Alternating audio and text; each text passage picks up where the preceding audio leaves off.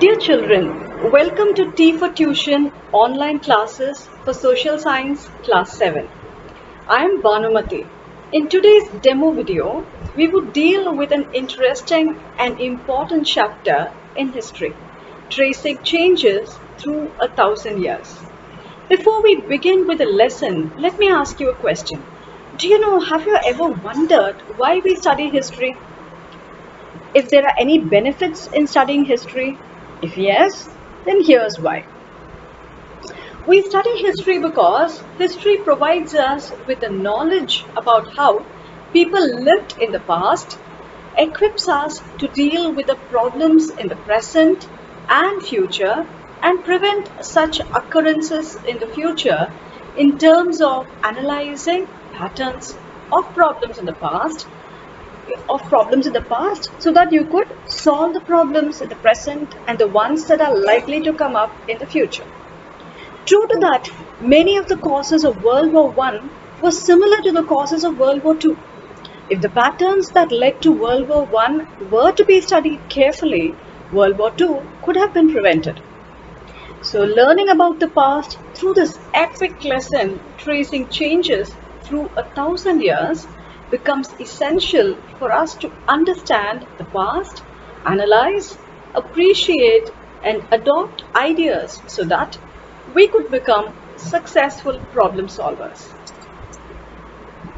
The biggest gain is the knowledge about how to prevent the mistakes of the past, in the present, and the future. Okay, kids, shall we explore the lesson now? These days, when we travel to a lesser known place in a vehicle, what do? We use Google Maps, isn't it? So now we know how important maps are. This idea of making maps for navigation is not new, my dear kids. This is an age-old practice that exists from age-old times. So here was this person, Al-Idrisi, the Arab geographer, who made the map of India in 1154 CE, Common Era. Hope you know the full form of CE.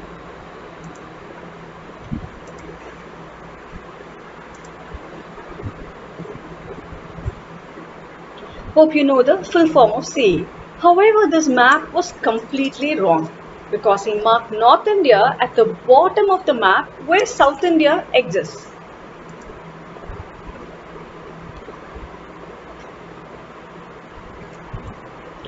And he marked Sri Lanka, which is an island country, right at the top.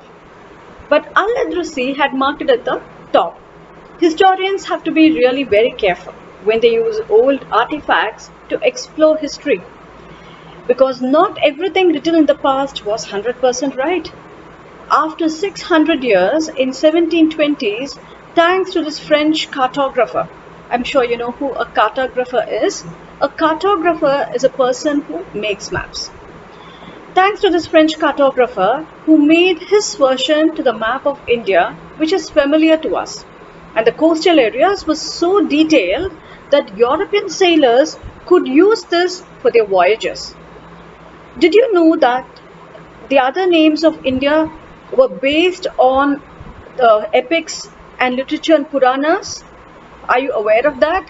I'm sure you must have heard about Bharat and Hindustan. India is known by these two other names, the popular names of India. Bharat and Hindustan are the known names of our country, India. Do you know who coined the name of Hindustan first? This person, Minhaj-e-Siraj, a chronicler who was a storyteller of Persia. He had used the term in 13th century. What he actually meant by Hindustan were the areas of Punjab, Haryana, and the land area between Ganga and Yamuna, and South India was not at all included in this terminology of Hindustan. It was only that those areas which were covered between the northwest and the northern parts of India, especially the land area between the river Ganga and the river Yamuna. This terminology of Hindustan was used by Amir Khusrau, a famous poet in the 14th century, that is Hindustan, was also used by the famous poet Amir Khusro in the 14th century and by the Mughal Emperor Babur to describe the geographies and cultures of the subcontinent. India is known as the subcontinent. I'm sure you know that. Babur had used this term Hindustan to describe the geographies and the cultures of the subcontinent in the 16th century. Now whom do we call a person as a foreigner today? We call a person a foreigner in India if he or she does not belong to India. That is, if he or she is not an Indian. Simple, right?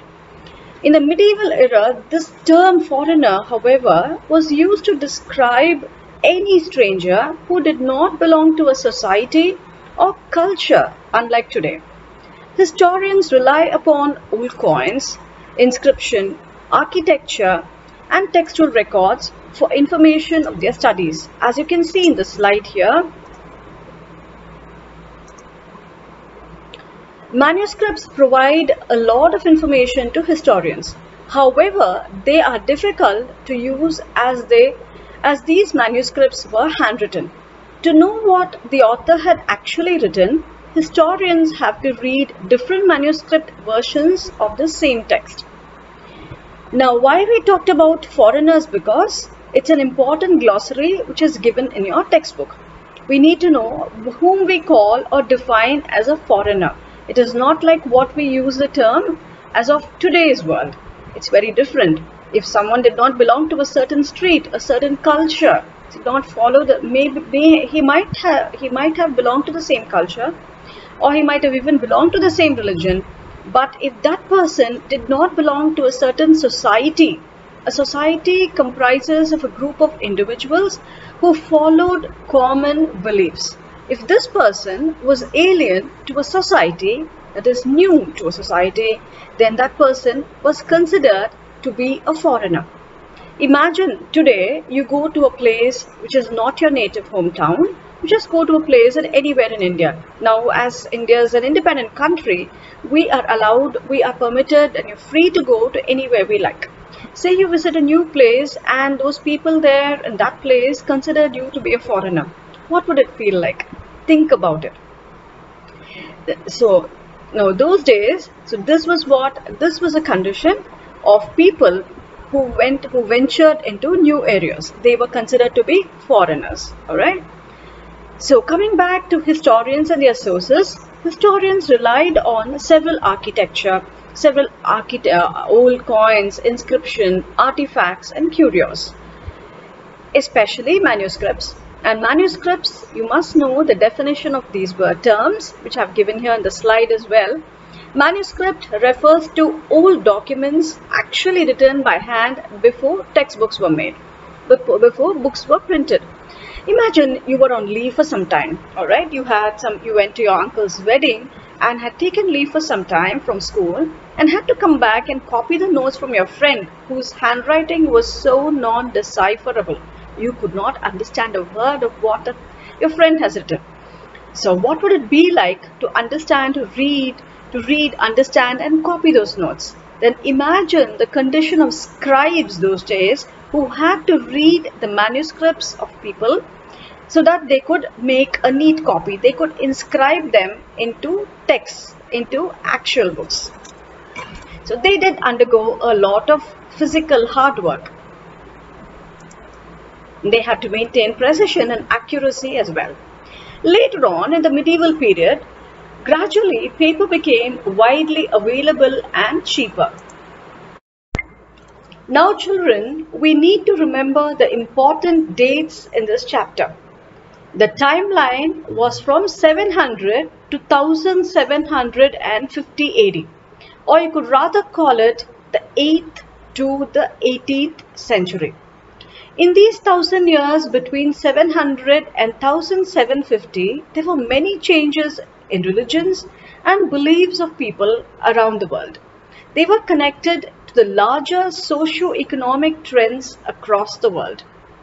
So the timeline of medieval history, as I repeated earlier, was from 8th to the 18th century. In this historical period, could further be subdivided into the early medieval period, which was from the 8th to the 13th century, and the later half of the medieval period was from the 14th to the 18th century. And remember this person, Al-Idrisi. As I told you, Al-Idrisi was the first Arab cartographer who made the first map of India. But however, what did he do? He made it wrongly. He put South India on the top and Sri Lanka again on the top and made a hodgepodge of the map.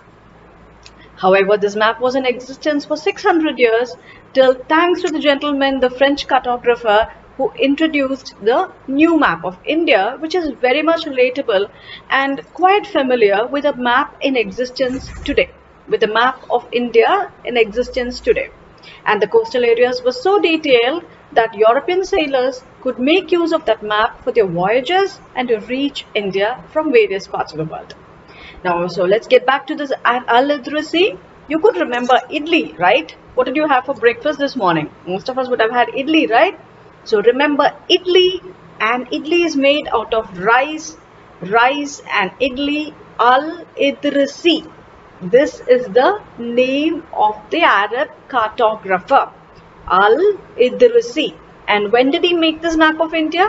In the year 1154 CE. Remember this date, children. Alright, so the next French cartographer, the second map, which came into existence 600 years later, was made in the 1720s. Now let's go to few important questions in this chapter, children. Some of these questions which I've discussed here, which I'm going to be discussing with you right now, I've given you the slide as well in the PPT. Please go through them. These are some of, when you look at the past question papers of history for grade 7, these are questions which are often taken, which are questioned from this particular chapter. Alright, and however, I have not dealt with a complete chapter. I would be dealing with a complete chapter with you during the actual class. Alright, if you have any doubts, you could always contact, reach out, join, and get the best maximum benefit of our classes. Alright, let's go back to the questions, the few important questions in this chapter. So what is the difference between the two maps of India? That is the map made by Al-Idrisi in 1154 and the map made by the French cartographer in 1720. Al-Idrisi, the Arab cartographer, and you know, by the way, who's a cartographer, right? A cartographer is a person who makes maps. Simple. Al-Idrisi, an Arab cartographer, made the map of India in 1154 CE. French cartographer made the map of the same land in the 1720s. And these two, what are the differences? The first difference was that South India was placed in the place where North India is located, and Sri Lanka was right at the top. Place names are marked in Arabic. This is one of the major difference between Al-Idrisi's map and the French cartographer's map. Kanauj is spelled as Q-U-A-N-A-U-J in Arabic, of course. Alright, and that is another difference between Al-Idrisi's map and the French cartographer's map. And Kanauj is shown in Uttar Pradesh in Al-Idrisi's map. French cartographer's map was made 600 years later. Map was made 600 years later. And there were many changes by the time. His map is more familiar with the current map that we practice today. The coastal areas are more detailed. This map was used by the European sailors and merchants on their voyages. What precautions the historians should follow while reading maps? This is another essential question.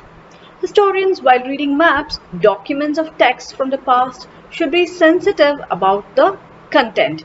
They should keep in mind the different historical background. Equally important is the fact that the science of cartography differs from period to period. Okay, this is one of the important question and answer. How has the term Hindustan changed over the centuries? The meaning of the word Hindustan has changed over centuries in the following manner. In the 13th century, Minhaj-e-Siraj used the term Hindustan. He was the first person to coin the term. He meant the areas of Punjab, Haryana, and the lands between Ganga and Yamuna. He used this term in a political sense that were a part of the dominion of the Delhi Sultanate. Those days, Delhi and India, most parts of the India, were governed and ruled by the Delhi Sultans. Sultans are the Mughal emperors. I'm sure you know this. This term, Hindustan, covered the main areas of Punjab, Haryana, and the lands between Ganga and Yamuna. It never included South India. In the 16th century, Babur used the term Hindustan to describe the geography, the fauna, fauna means the animals, and the culture of the inhabitants of the subcontinent. When I say subcontinent, I'm sure you know I refer to India, of course. In the 14th century, even before Babur, the famous poet Amir Khusrau, used the term Hind in the same sense as Babur. Alright? Please note, when Babur used this term, it was in the 1530. But however, 1530 was considered or called as the 16th century, like we call 2021 as the 21st century. Alright? We call 2021 as a 21st century. Likewise, though Babur demised in 1530 and he coined the term Hindustan in the early 15th century, it was known as the 16th century.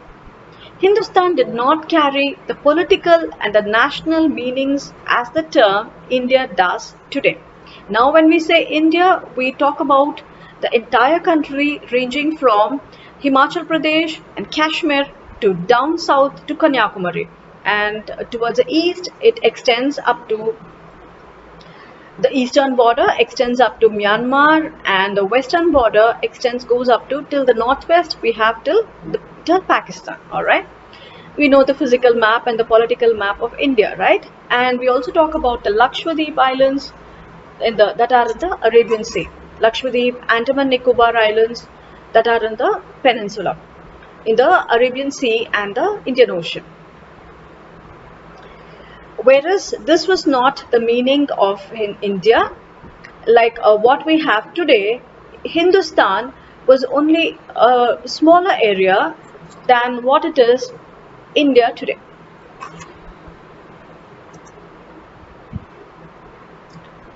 What was a result of the non-availability of printing press in the 13th and the 14th centuries? There were no printing press in the 13th and the 14th centuries, so scribes in those days made manuscripts by hand. To copy was not an easy exercise, it was a difficult exercise, and therefore the original content that was produced by the printer, by the author, was rather different when it was copied several times by scribes, because most of the times they couldn't understand the handwriting and they had to do guesswork. So that was a major difference.